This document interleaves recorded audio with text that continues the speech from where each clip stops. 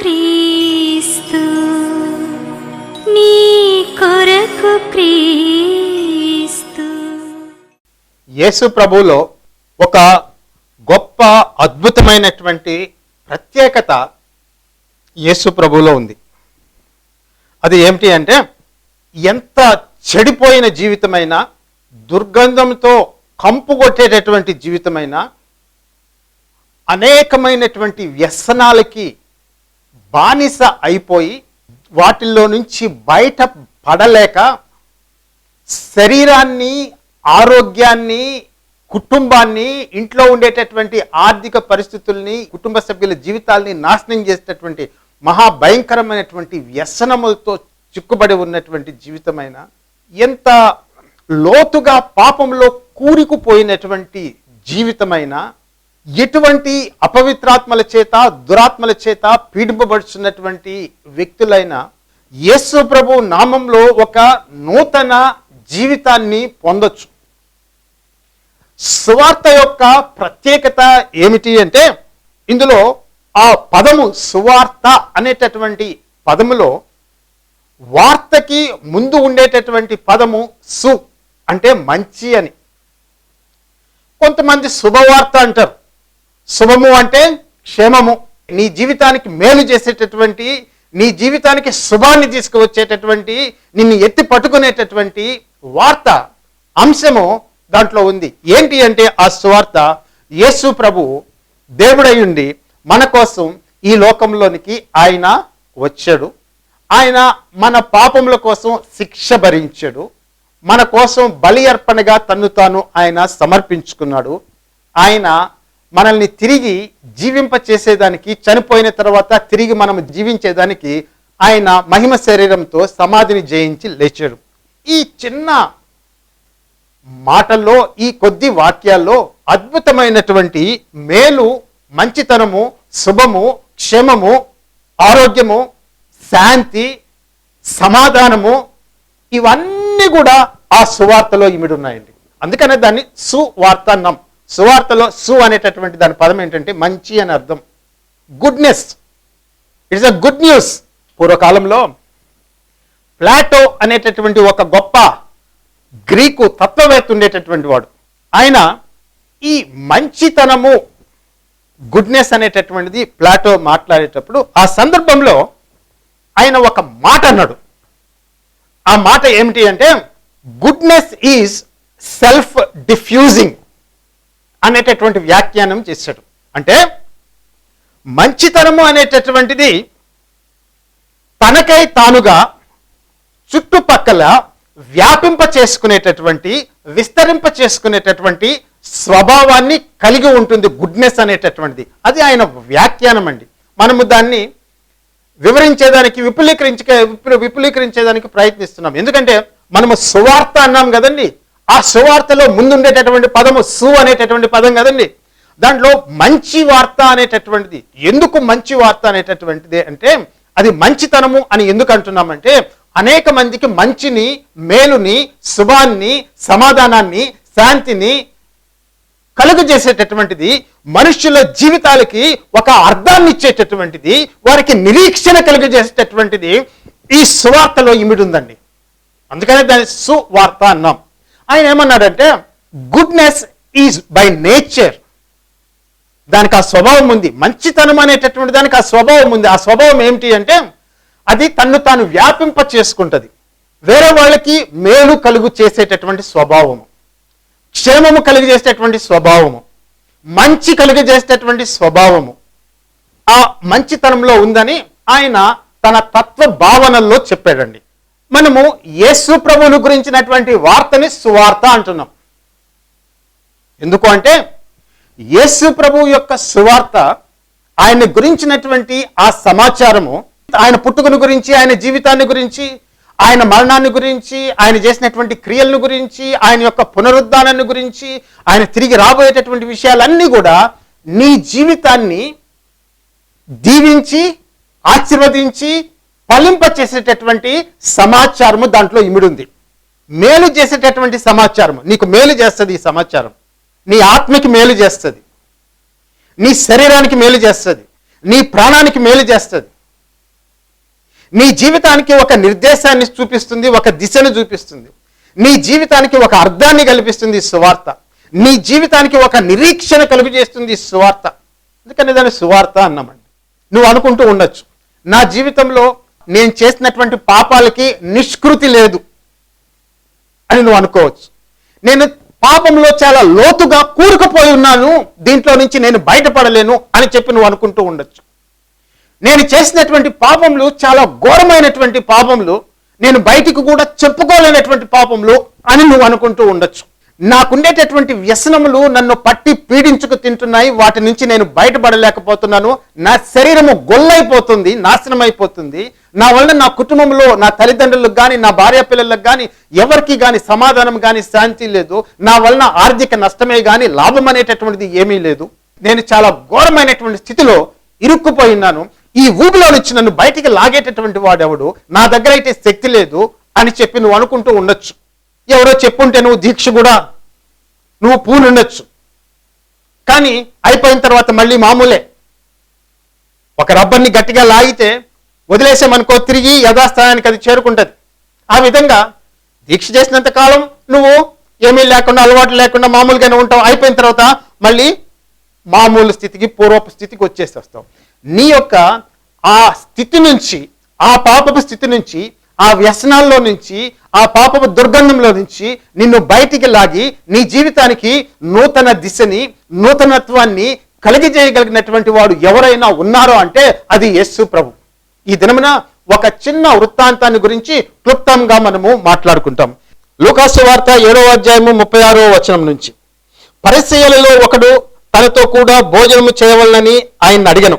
ఆయన ఆ పరిసయ్యుని ఇంటికి వెళ్ళి భోజన పంక్తిని కూర్చుండగా ఆ ఊరిలో ఉన్న పాపాత్మురాలైన ఒక స్త్రీ యేసు పరిసయ్యుని ఇంట భోజనమునకు కూర్చున్నారని తెలుసుకుని ఒక బుడ్డిలో అత్తరు తీసుకుని వచ్చి వెనక తట్టు ఆయన పాదముల యొద్ద నిలువబడి ఏడ్చుచూ కన్నీళ్లతో ఆయన పాదములను తడిపి తన వెంట్రుకలతో తుడిచి ఆయన పాదములను ముద్దు పెట్టుకుని ఆ అత్తరు వాటికి పూసెను.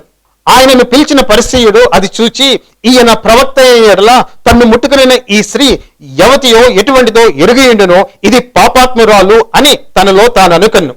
44వ వచనం. ఆ స్త్రీ వైపు తిరిగి సీయోనుతో ఇట్లనెను, ఈ స్త్రీని చూస్తున్నావే, నేను నీ ఇంటిలోనికి రాగా నీవు నా పాదములకు నీలియలేదు గాని ఈమె తన కన్నీళ్లతో నా పాదములను తడిపి తన వెంట్రుకలతో తుడిచెను. నీవు నన్ను ముద్దు పెట్టుకునలేదు గాని నేను లోపలికి వచ్చినప్పటి నుండి ఈమె నా పాదములను ముద్దు పెట్టుకుంటే మానలేదు. నీవు నూనెతో నా తల అంటలేదు గాని ఈమె నా పాదములకు అత్తరు పూసెను. ఆమె విస్తారముగా ప్రేమించను గనుక ఆమె యొక్క విస్తార పాపములు క్షమించబడినని నీతో చెప్పుచున్నాను. ఎవరికి కొంచెముగా క్షమించబడినో వాడు కొంచెముగా ప్రేమించునని చెప్పి నీ పాపములు క్షమించబడి ఉన్నవని ఆమెతో అనెను. అప్పుడు ఆయనతో కూడా భోజన పంక్తిని కూర్చున్న వారు పాపములు క్షమించుచున్నటువంటి ఇతడెవడని తమలో తాము అనుకొనసాగిరి. అందుకు ఆయన, నీ విశ్వాసము నిన్ను రక్షించను, సమాధానము కలదానవై వెళ్ళమని ఆ స్త్రీతో చెప్పెను. ఇక్కడ ఒక ముఖ్యమైనటువంటి విషయాన్ని మనము గమనిస్తాం.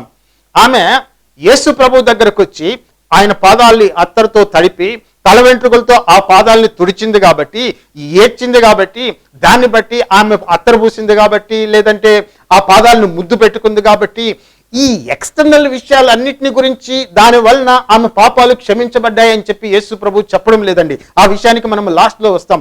ఇక్కడ ముఖ్యమైనటువంటి విషయం, మనం గమనించాల్సినటువంటి విషయం ఏమిటి అంటే, ఈ స్త్రీ చాలా లోతైనటువంటి పాపంలో, అంటే అలవాటుగా, అంటే హ్యాబిచువల్గా, అడపాదడపా చేయడం కాదు, హ్యాబిచువల్గా ఒక సిన్ఫుల్ లైఫ్ అనేటటువంటిది ఆమె లీడ్ చేస్తూ ఉంది. ఆమెను గురించి ఆ పట్టణంలో ఉండేటటువంటి వారికి, ప్రముఖులైనటువంటి వారికి బాగా ఎరుకే. ఆమె యవతియో ఎటువంటిదో అని ఆ పరిసయ్యుడు, సీమోను పరిసయ్యుడు అంటూ ఉన్నాడు. పాపాత్మురాలైనటువంటి స్త్రీ అని చెప్పి ఆయన చెప్తూ ఉన్నాడు. ఆమెకు ఆల్రెడీ ఒక బ్రాండింగ్ అనేటటువంటిది చేశారు, ఆమెకు ఒక ట్యాగ్ అనేటటువంటిది తగిలించేశారు. ఈమె పాపాత్మురాలు. ఎందుకు పాపాత్మురాలు అని చెప్పి అక్కడ చెప్పబడింది అంటే, ఆ కాలంలో ఆమె ఏదో పెద్ద పెద్ద నేరాలు చేసిందో అటువంటివి ఏమీ కాదు, కానీ బహుశా ఆమె యొక్క జీవితము వ్యభిచారంలో జీవిస్తూ ఉందేమో. దాని ద్వారా ఆమె తన కుటుంబాన్నో లేదంటే తను పోషించుకుంటూ ఉందేమో, లేదంటే ఆమె చేసినటువంటి ఆ కార్యాల వల్ల ఆ పట్టణంలో లేదంటే ఆ ప్రాంతంలో ఆ స్థానికంగా ఉండేటటువంటి ప్రజల మధ్య ఆమె జీవితము మంచి జీవితము కాదు, ఆమె పాపంలో జీవిస్తూ ఉంది. నీతిమంతురాలుగా ఆమె బ్రతకడం లేదు, అటువంటి ముద్ర ఆమె మీద పడిపోయింది. అందరూ ఆ విధంగా అనుకుంటూ ఉన్నారు. ముఖ్యంగా పరిసయ్యుడు ఆమెను వెంటనే గుర్తుపట్టేశాడండి. ఆ సమాచారం ఆయనకి తెలుసు, లోతైనటువంటి పాపంలో ఉంది. కానీ ఈ వాక్యాన్ని నేను ఎందుకు చెప్తూ ఉన్నానంటే, కారణం ఏమిటి అంటే, ఈ స్త్రీలో ఉండేటటువంటి ఒక ప్రత్యేకతని నేను మీ ముందుకు తీసుకొని రావాలనుకుంటున్నాను. యేసు ప్రభువు పరిసయ్యుడైనటువంటి సీమోను ఇంటికి భోజనానికి వస్తున్నాడని ఆమె తెలుసుకుంది. ఎట్లా తెలుసుకుందో, ఏ మెథడ్ ద్వారా తెలుసుకుందో, ఏ ఛానల్ ద్వారా ఈ సమాచారం ఈమె దగ్గరకు వచ్చిందో మనకు తెలియదు. కానీ ఆమె తెలుసుకొని ఆమె యేసుని కలుసుకొని తన హృదయంలో ఉండేటటువంటి బాధ, ఆ వేదన ఆయన దగ్గర కుమ్మరించాలి అని ఆమె సిద్ధపడింది. ఆయన పాదాలని నేను ఈ అత్తరు పూసి కడగతాను, ఆయన పాదములు అతి పవిత్రమైనటువంటి పాదములు, ఆయన పరిశుద్ధుడైనటువంటి వ్యక్తి, నీతిమంతుడైనటువంటి వ్యక్తి అనేటటువంటి ఉద్దేశము, భావన ఆమెకు ఆల్రెడీ కలిగి ఉంది యేసు ప్రభుని గురించి. ఆమె అది తీసుకొని లోపలికి వచ్చింది. అయితే వచ్చేదానికి కారణం ఏంటి అంటే, దూరం నుంచి యేసు ప్రభుని చూచిపోదామని చెప్పి ఆమె రాలేదండి.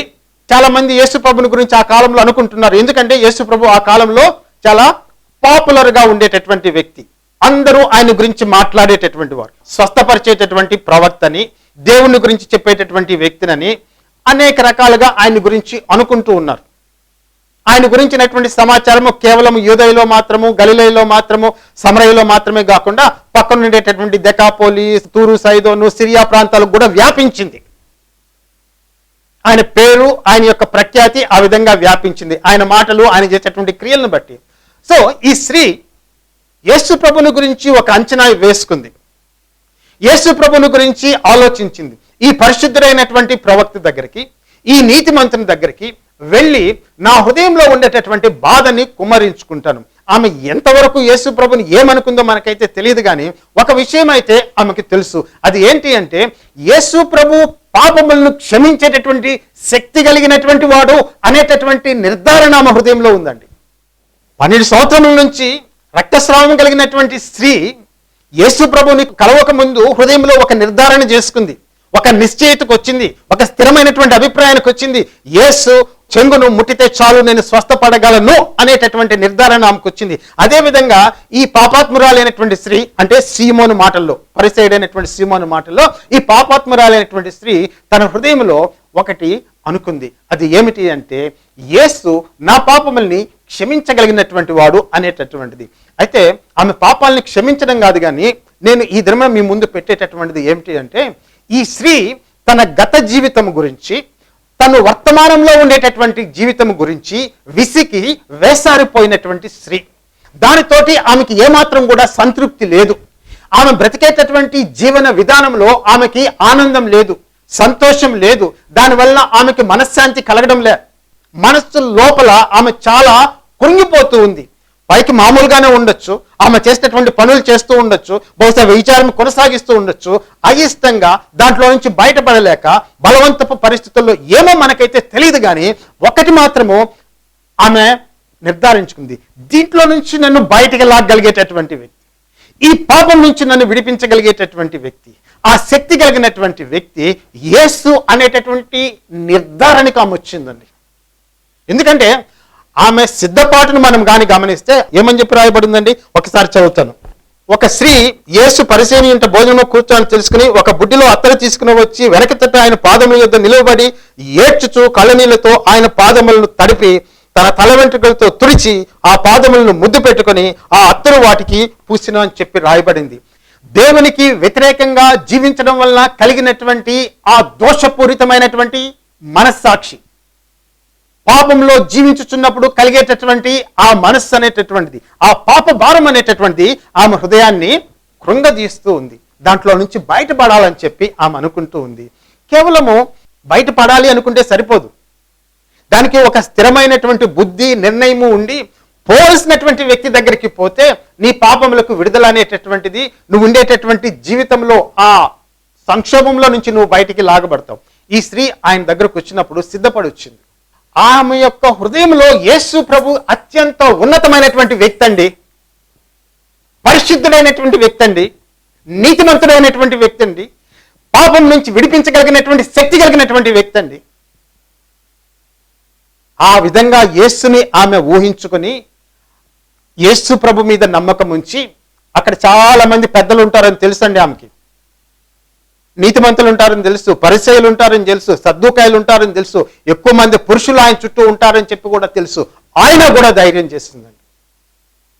ఆమెలో ఒక స్థిరమైనటువంటి నిర్ణయం ఉంది. అది ఏమిటి అంటే, ఈ పాత జీవితము, ఈ గతం అనేటటువంటిది నేను విడిచిపెట్టాల, ప్రస్తుతానికి వర్తమానంలో ఉండేటటువంటి ఈ బ్రతుకును కూడా నేను విడిచిపెట్టాల, నాకు నూతన జీవితము కావాలా, నూతనత్వము నా జీవితంలో నాకు కలగాల, ఈ మురికి, ఈ దుర్గంధము నేను బతకలేకపోతున్నా, నాకు కొత్త ప్రారంభం కావాలా, నాకు లైఫ్లో ఒక న్యూ బిగినింగ్ అనేటటువంటిది కావాలా.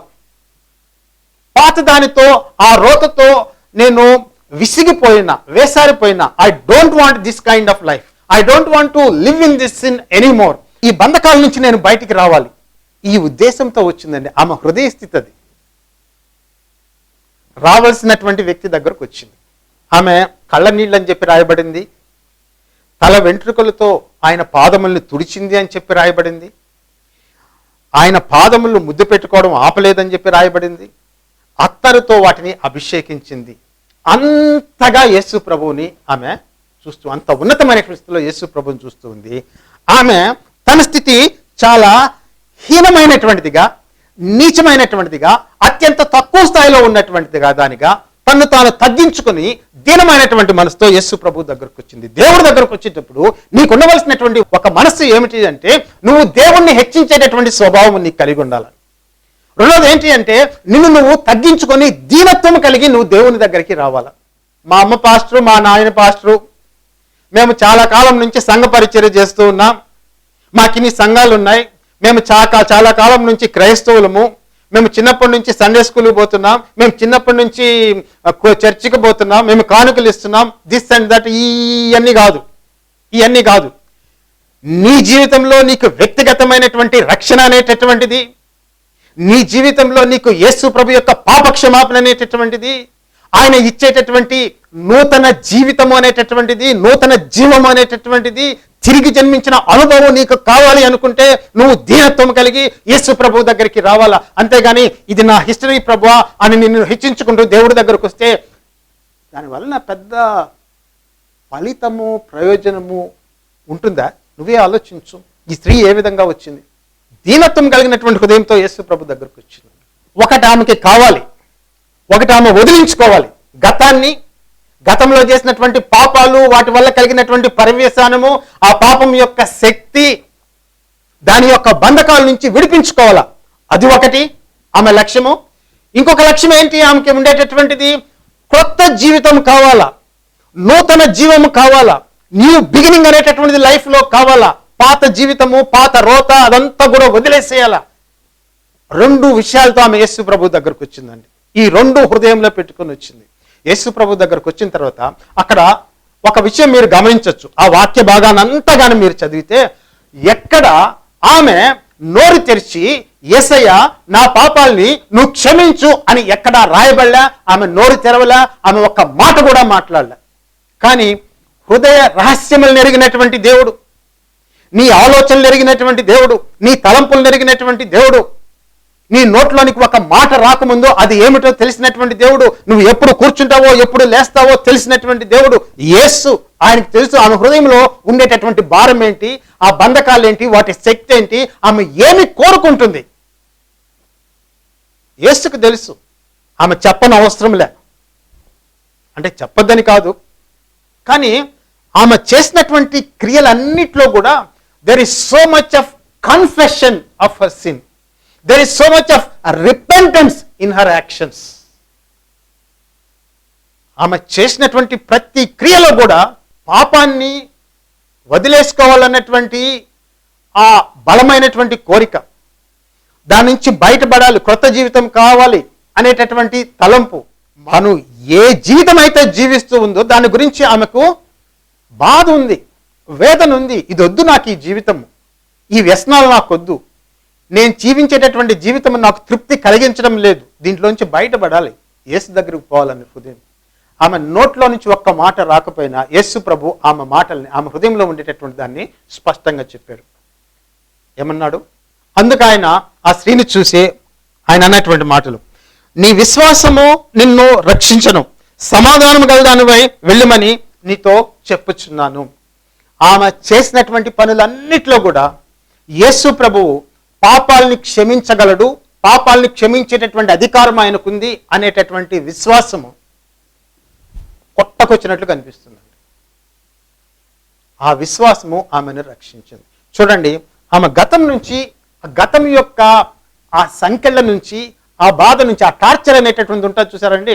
గతంలో చేసినటువంటి పాపాలు, వర్తమానంలో నువ్వు చేసినటువంటి పాపాలు నిన్ను టార్చర్ చేస్తాయి, నీ ఆలోచనలు నిన్ను హింసిస్తాయి, నీ ఆలోచనలు నిన్ను బాధ పెడతాయి, నీ ఆలోచనలు నీకు దుఃఖం కలిగజేస్తాయి, నువ్వు చేసేటటువంటి పనులు నీకు నిద్ర లేకుండా చేస్తాయి, నీకేమాత్రం కూడా సమాధానం అనేటటువంటిది ఉండదు.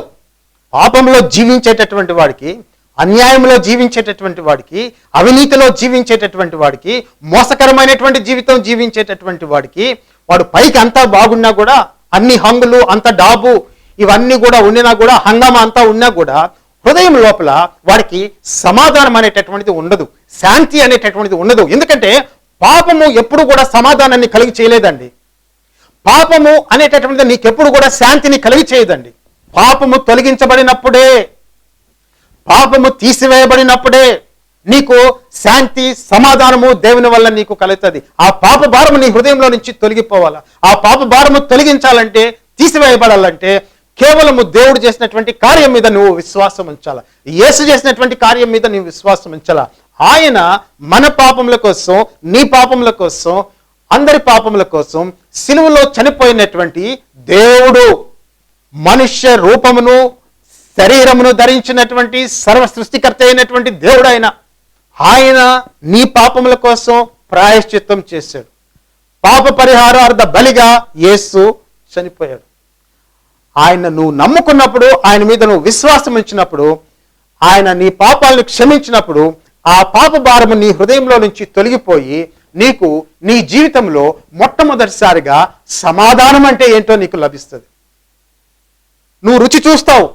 నీ హృదయంలో సమాధానం కలిగి, నీ హృదయంలో శాంతి కలిగి ఉండడం అనేటటువంటిది నువ్వు మొట్టమొదటిసారిగా రుచి చూస్తావు. నీ పాపాలు క్షమించబడిన తర్వాత నువ్వు పడక మీద నువ్వు పడుకున్నప్పుడు నీ నిద్ర నీకు ఇంపుగా చక్కగా ఉంటుంది. ఏ బాధ అంటే ఏ బాధ లేకుండా, ఏ క్షోభ లేకుండా, ఏ ఘర్షణ లేకుండా చక్కగా నువ్వు నిద్రపోగలవు.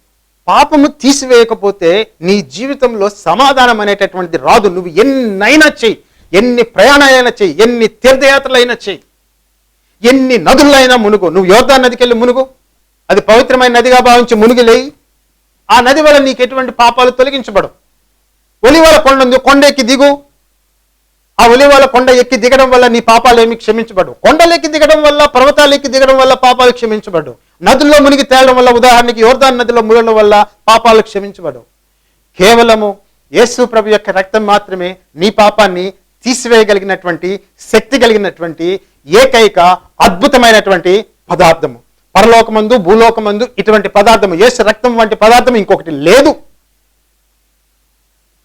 ఆ రక్తము మాత్రమే నీ పాపాలని తీసివేసి, నీ హృదయాన్ని కడిగి, పరిశుద్ధపరిచి, ప్రతి పాపము, ప్రతి డాగు, ప్రతి మచ్చ అన్నిటిని కూడా కడిగి వేయగలిగినటువంటి శక్తి కేవలము యేసు రక్తానికి మాత్రమే ఉంది. నీ యొక్క హృదయం ఆ యేసు రక్తంతో కడగబడినప్పుడు, నీ మనస్సాక్షి యేసు రక్తంతో కడగబడినప్పుడు మొట్టమొదటిసారిగా నీ జీవితంలో సమాధానం అనేటటువంటిది నువ్వు అనుభవిస్తావు, నువ్వు ఎక్స్పీరియన్స్ చేస్తావు. నీ అనుభవంలోనికి వస్తుంది అది.